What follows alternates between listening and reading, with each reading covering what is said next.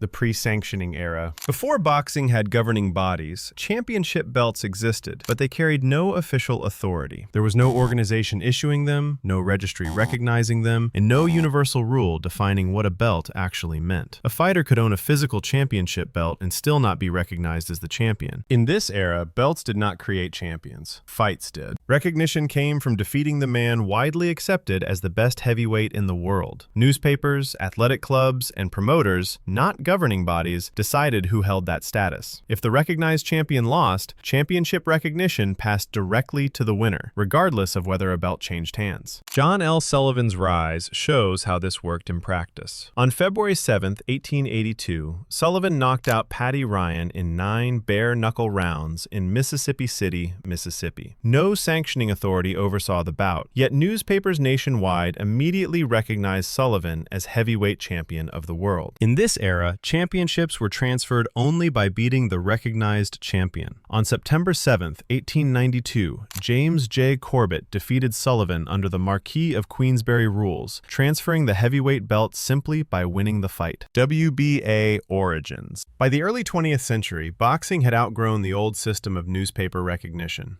Too many champions were being claimed in different states, and no single result carried authority everywhere. To solve that problem, state athletic commissions formed the National Boxing Association in 1921. For the first time, a championship belt could be officially recognized across jurisdictions rather than accepted only by reputation. That authority became real in 1937. When Joe Louis defeated James J. Braddock for the heavyweight title, the NBA formally recognized him as champion. From that point forward, the heavyweight belt carried enforceable status with commissions and major venues, not just public approval. Under this system, championships were no longer symbolic. The NBA introduced rankings and mandatory challengers, and champions were expected to defend the recognized belt against approved opponents or lose that status without being beaten. Between 1937 and 1949, Louis defended the heavyweight title 25 times against challengers selected through NBA rankings. The title remained unified because one organization controlled it. In 1962, the NBA renamed itself the World Boxing Association, becoming the first permanent global sanctioning body and transforming championship belts from informal prizes into regulated titles. Creation of the WBC. By the early 1960s, boxing no longer had a single championship belt that spoke for the entire sport. For the first time, different organizations would be able to recognize different world champions. That change became visible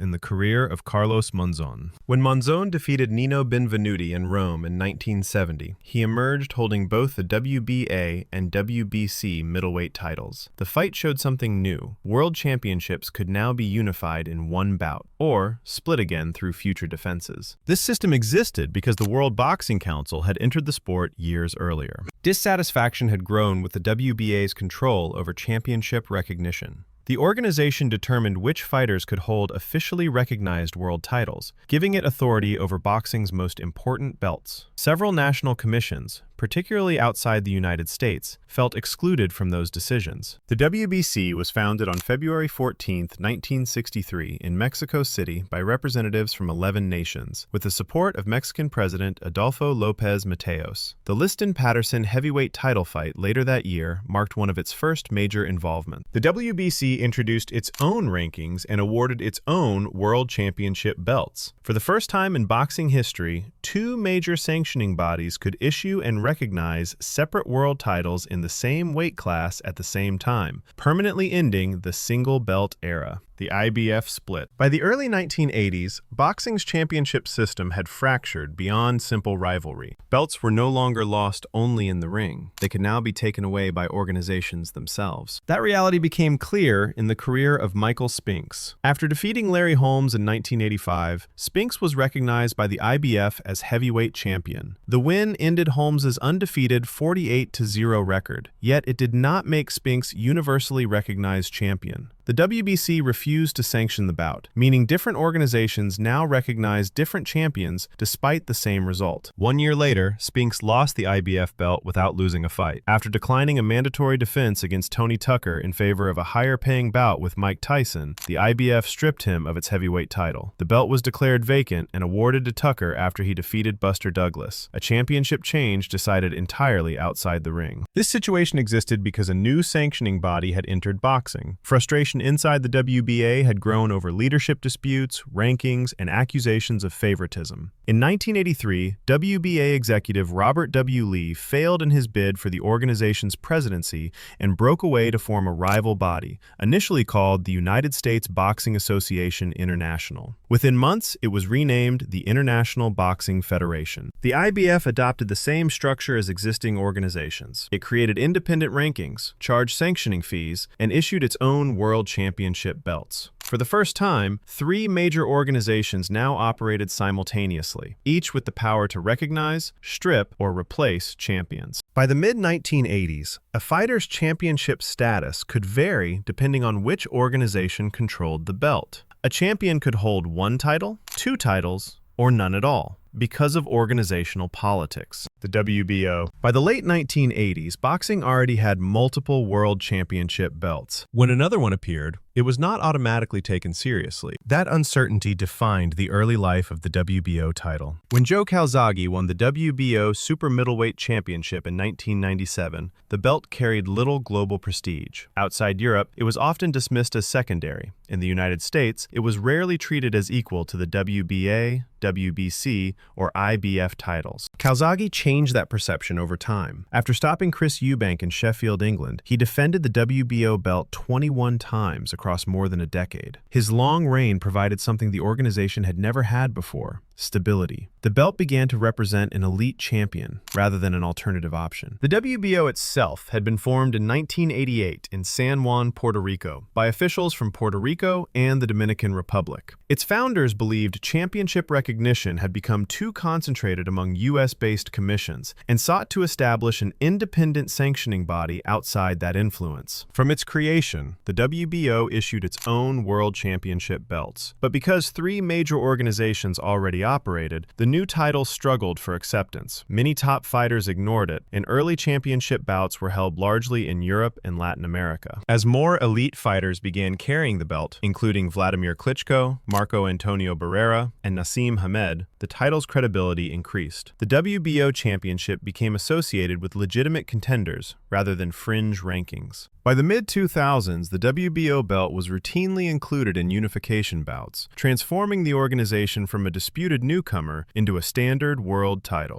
The 4-belt system. By the mid-2000s, boxing no longer had a single world champion in each division. Multiple fighters could hold world titles at the same time, all officially recognized. Gennady Golovkin's career is a good example of this. In March 2017 at Madison Square Garden, Golovkin entered his fight with Daniel Jacobs holding the WBA, WBC, and IBF middleweight belts. Despite controlling 3 major championships, no rule required him to pursue the WBO title. A separate WBO champion continued to exist simultaneously in the same weight class. That situation defines how the modern 4-belt system works. The WBA, WBC, IBF, and WBO operate as independent organizations. Each controls its own championship belts, maintains separate rankings, and enforces its own title rules. There is no shared governing authority and no unified championship structure. Mandatory challengers are assigned independently for each belt. Fighters who hold multiple titles must meet different defense deadlines at the same time, often forcing champions to vacate one belt in order to keep another. Unification bouts are optional. Champions are not required to pursue additional belts. When unifications do occur, each sanctioning body involved authorizes its own title to be contested and collects a separate sanctioning fee. Championship belts can also be stripped or vacated without a loss in the ring due to injury, missed deadlines, or contractual disputes. When a belt becomes vacant, it is typically awarded through a box-off bout between ranked contenders. The result is a system where world championships can multiply, fragment, and coexist, not because of defeats, but because 4 independent organizations organizations control 4 separate titles. Weight class expansion. As boxing added more championship belts, it also added more ways to win them. That shift became visible in fighters who collected titles across multiple divisions. Oscar De La Hoya is one of the clearest examples. Between 1994 and 2008, he won world championships from super featherweight through middleweight, 6 divisions in total. Several of those titles existed only because new junior and intermediate weight classes had been created between the sport's traditional limits. Once 4 separate championship belts existed in every division, the number of world titles no longer depended only on organizations. It depended on how many weight classes were recognized. As new divisions were introduced, each one immediately produced 4 additional world champions. The same effect appeared at heavyweight through the creation of cruiserweight. When Evander Holyfield became the undisputed cruiserweight champion in 1988, the division itself was barely a decade old. Cruiserweight did not exist during earlier heavyweight eras, but its introduction created an entirely new championship tier between 175 pounds and heavyweight. That change allowed smaller heavyweights to win world titles without facing much larger opponents, and added yet another full set of world championship belts to the sport. Secondary championships. By the late 2000s, a single weight class could contain multiple champions under the same organization. At light heavyweight, Dmitry Bivol held the WBA super title, while a separate WBA regular champion existed at the same time, even though both belts claimed world championship status. Similar situations appeared across divisions as secondary titles became standard. These situations were not created by new weight classes. Instead, sanctioning bodies introduced additional titles within their own organizations. These belts did not replace the primary championship and were not fought for through unification. They existed alongside the original world title. The WBA led this shift. In 2003, it introduced the Super Champion designation, elevating fighters who unified belts or made repeated defenses. Once a Super Champion was named, the WBA continued recognizing a separate regular champion in the same division, creating 2 simultaneous belt holders. Interim titles followed.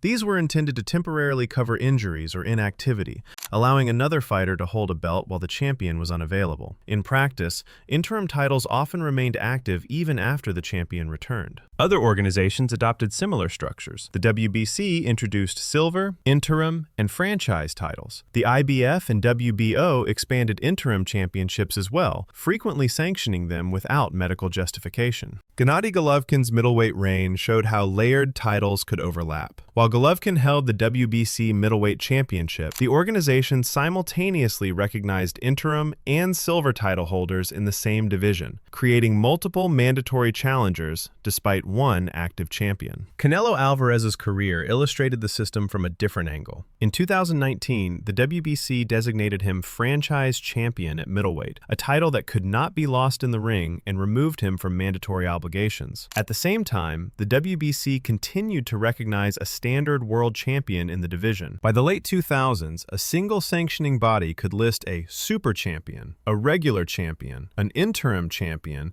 and additional secondary belt holders simultaneously, all without a title changing hands in the ring. The mandatory system. In the modern belt era, championship opportunities are not decided only by wins. They are controlled by mandatory systems, and those systems do not operate the same way for every fighter. That became clear in the case of Dillian Whyte. By 2020, Whyte had been the WBC's #1 heavyweight contender for more than 1,000 days. Despite winning eliminator bouts and holding interim status, he was repeatedly passed over while the full heavyweight title was defended elsewhere. When Whyte finally defended his interim belt against Alexander Povetkin in August 2020, the situation flipped again. Povetkin knocked him out in the 5th round, immediately inheriting interim status. Yet the full WBC heavyweight championship remained untouched due to contractual rematch clauses and organizational discretion. That inconsistency is built into the system. Each sanctioning body maintains its own mandatory rankings. Fighters move up through eliminator bouts, committee votes, or internal reshuffling, meaning a contender can become mandatory without defeating the previous #1. Deadlines also differ by organization. Some belts require defenses every 9 months, others allow a full year. These timelines rarely align when fighters hold multiple titles. Oleksandr Usyk encountered this conflict as unified heavyweight champion in 2023, when different organizations attempted to enforce separate mandatory obligations on overlapping schedules. When deadlines cannot be reconciled, stripping becomes the enforcement tool. In 2022, Jermall Charlo was stripped of the WBC interim middleweight title due to inactivity, while other champions in similar situations were granted extensions, illustrating how enforcement varies by case. Lineal and ring belts. When Tyson Fury defeated Vladimir Klitschko in Dusseldorf in 2015, he didn't just win multiple sanctioning titles. He also inherited something older, the heavyweight lineage itself. Klitschko had not lost a fight in more than 11 years. By beating him, Fury became the man who beat the man, transferring the heavyweight championship lineally, regardless of organizations or belts. That idea never disappeared after sanctioning bodies emerged. The lineal championship follows a simple rule. The champion is whoever defeats the previous champion in the ring. No exist.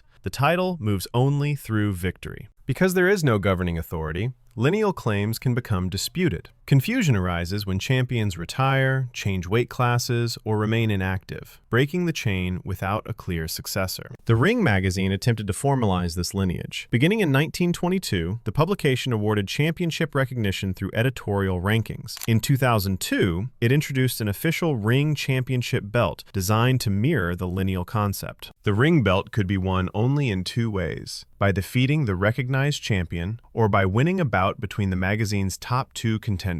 No sanctioning fees were charged, and no mandatory defenses were enforced. Fury's victory over Klitschko transferred the Ring championship along with the sanctioning belts. When Fury was later stripped of the WBA, WBO, and IBF titles for inactivity, the Ring belt remained tied to that result. It was not taken away by committee or reassigned by rankings. When Fury vacated it in 2018, the lineage once again became disputed, illustrating how lineal titles persist independently from boxing's four-belt system. The rise of undisputed. For decades, boxing champions could hold multiple belts and still not be considered complete champions. Undisputed status meant something specific, owning every major title in the division at the same time. Enter Bernard Hopkins, who made it happen. On September 18, 2004, Hopkins defeated Oscar De La Hoya at the MGM Grand in Las Vegas. With the win, he added the WBO middleweight title to his existing WBA, WBC, IBF, and Ring championships, giving him full control of the division. Even that achievement showed how difficult undisputed status had become. At the time, the WBO was not consistently recognized as a major belt. Despite holding every widely accepted title, Hopkins's undisputed status remained debated, showing how fragmented championship recognition had become. This complexity existed because each sanctioning body enforced its own mandatory challengers, deadlines, and fees. Champions attempting unification required temporary exemptions from multiple organizations, negotiated fight by fight. Missing a single deadline risked being stripped. As a result, undisputed champions became rare. From the mid-1980s through the early 2000s, many divisions went decades without a fighter holding all major belts simultaneously. Champions often vacated titles rather than risk losing them while chasing unification. Between 2016 and 2018, Oleksandr Usyk unified the cruiserweight division through the World Boxing Super Series. He defeated Krzysztof Glowacki, Mairis Briedis, Murat Gassiev, and Tony Bellew while collecting the WBO, WBC, IBF, and WBA titles. Usyk entered the final bout undefeated at 15-0, becoming one of the first fighters to achieve undisputed status